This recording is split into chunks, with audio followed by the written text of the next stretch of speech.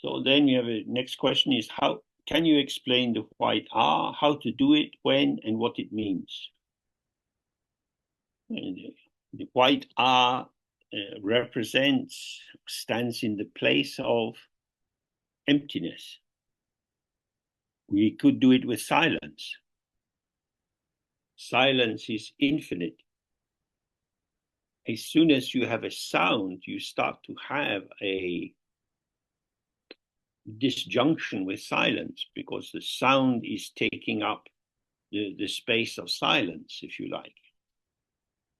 But R comes from the Prajnaparamita literature. This is the Mahayana literature which explains the nature of emptiness. So, if you like, R is the living symbol of emptiness. It's not something to think about, but it's something to activate so that its quality will open you. So we are silent. Our senses are open. Whatever is occurring, we're not entering into judgment and reactivity.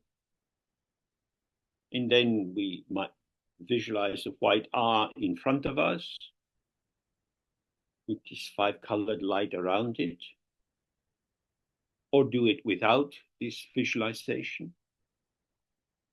The key thing is we make the sound of R 3 times slowly. You can do this together with other people, which means it's a good way of beginning a group practice. As you make the sound of R, you release yourself into the R.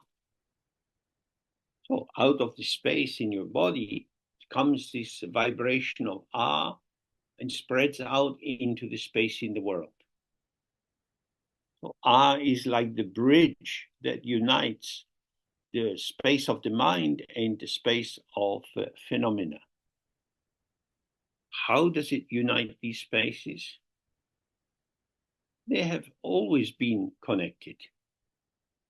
It's that we get distracted, we get preoccupied with whatever's appearing, thinking about it, identifying things. So before we were talking about bananas. One of the great things of being in India is you see there are many kinds of bananas. You get very, very small bananas, and you get huge, big, fat bananas. There's a lot to say about bananas. You can cook with bananas. You can cut them in half and put honey on them. Well, what are you going to do with R? Add some salt, pepper.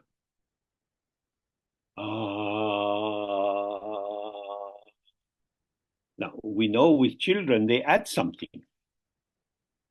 As soon as the muscles are able to move enough, they become mama, mama. The little babies only do ah. So is mama the beginning of social life, or is it the end of the simplicity of ah? This is the thing about ah. It's on the cusp, it's on the turning point between silence and sound, which can carry language, which can carry differential meanings, and so on. And if I say banana,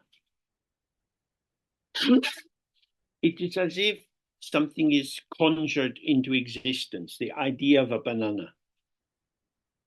So it begins with the blockage, ba. The R was coming up, ba, banana. And although it's ending with an R, the R is pulled back into the semantic meaning. Whereas R is very nice because you have nothing, and then you have ah, and it fades into nothing. Then again, you have nothing, and then ah, fading into nothing. So when you are making this in a relaxed way, not relying on interpretation, you see this is a self-arising sound which is self-dissolving. That is to say, ah is a sound which is non-oppositional with silence. It's a sound of silence. Banana is not. Banana is the sound of something. It's the sound which allows us to identify an entity. House, car, coffee, all of these words establish things. Ah doesn't establish anything. Very, very interesting. So, by opening ourselves into the sound of ah, becoming the sound of ah, as it dissolves, there is nothing. So we're using something which is not really something to take someone from the delusion of their someoneness to nothingness. So in the Tantric system, simple practice, you pray to the deity, Tara, Padmasambhava, whoever. Say, you are great, I am rubbish, you help me, I'm helpless.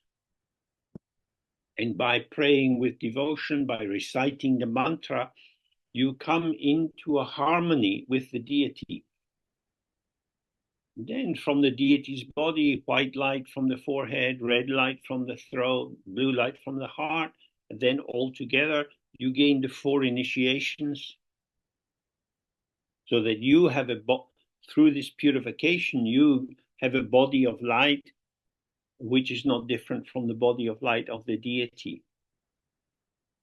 And then your body of light and the deity's body of light merge together. And this merged form becomes smaller and smaller and smaller. And this is all there is, until there is just a small point of light which vanishes. And then you find yourself in unborn openness. And the texts say, remain in this state as long as you can. And gradually thoughts, feelings, and so on arise. Now the 3 eyes, very similar. You enter into the sound of ah. Ah is all there is, and the ah dissolves in silence.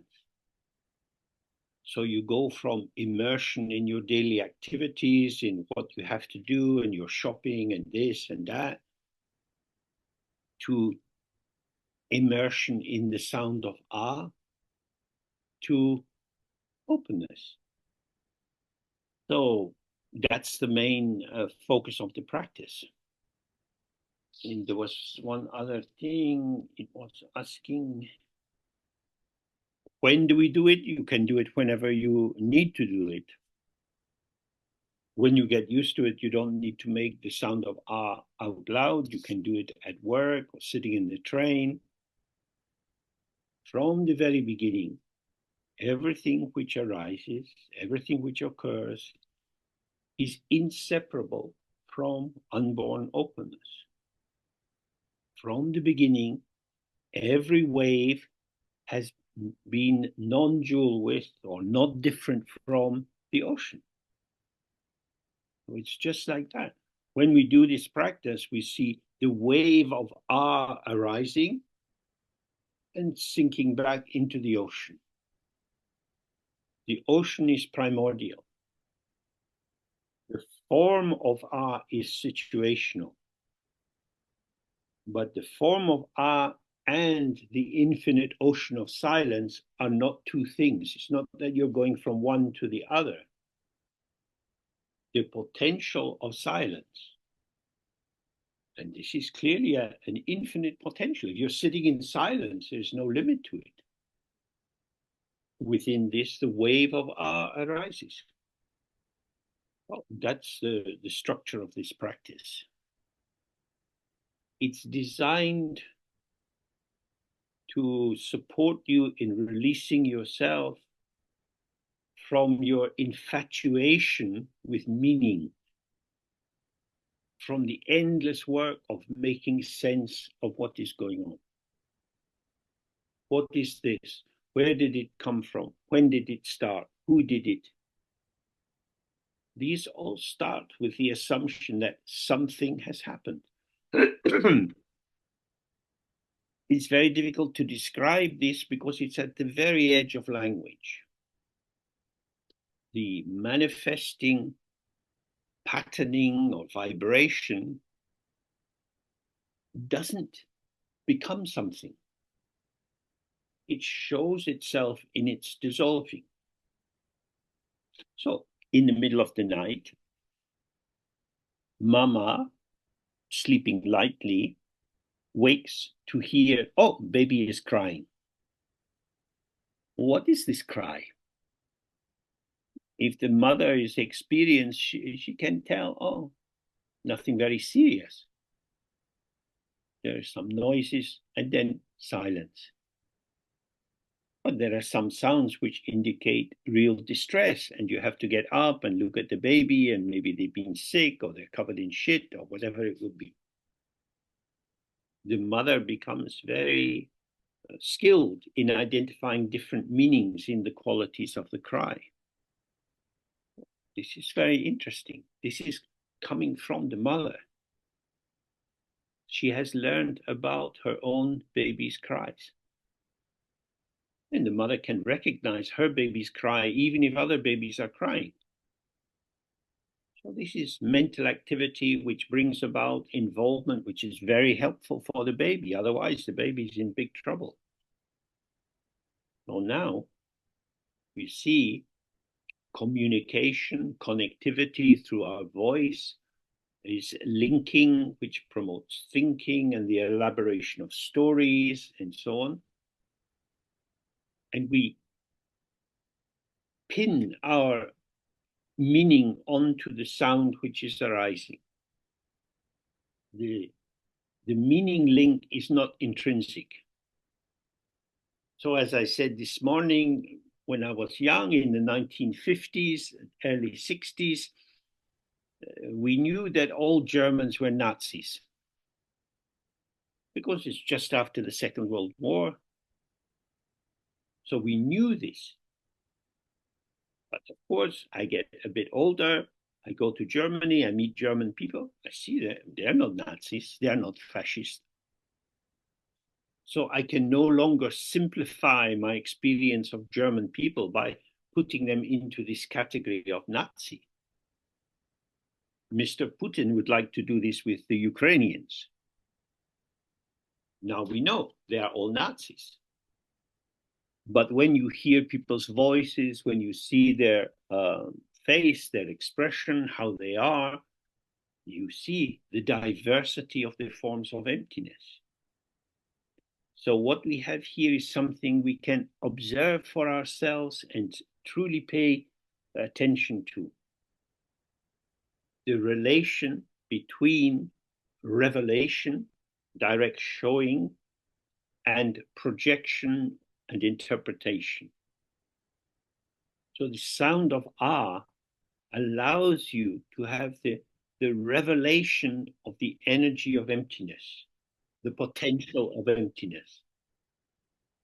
But when we start from the position, I exist and I know something about you, I can identify what kind of person you are, then the elaboration of hooks onto which I can put my projections happens very rapidly, which is why the R is very useful.